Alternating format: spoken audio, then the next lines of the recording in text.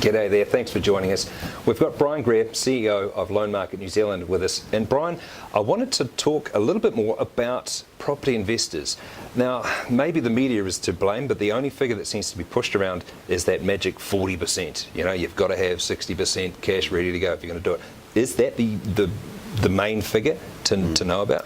Yeah, it's interesting, isn't it, when people hear a number, that's all that they hear and focus on. So the Reserve Bank last year brought in a regulatory change where essentially they're saying you've got to have 40% deposit. So banks can only lend 60% against the value of an investment property. So people are thinking, I've got to have 40% in cash. They've got equity in their house often, so you can easily raise 100% of the purchase price of an investment property and secure that against the equity in your current home plus the 60% that you can borrow against the investment property. And that's very common. In fact, it's probably one of the common mistakes we see, most common mistakes we see is when people do that, they might have, as an example, their house worth 400,000, they owe 100 on it, they want to buy an investment property for 300 and they raise the whole 300 secured against the equity in their home and the property they're buying. So now they're sitting there with $400,000 worth of debt. 100,000 here is for their home, it's not tax deductible, the interest is not tax deductible.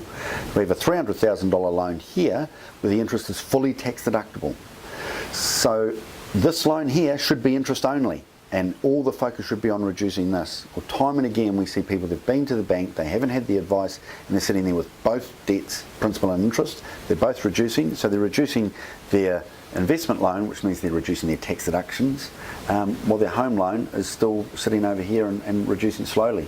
So we focus on repaying that to zero and maintaining our maximum tax benefits on our investment loan. When this is gone, sure, then we can look to repay our investment debt. So it's not only the LVR that they need to be worried about, getting the structure right is absolutely critical.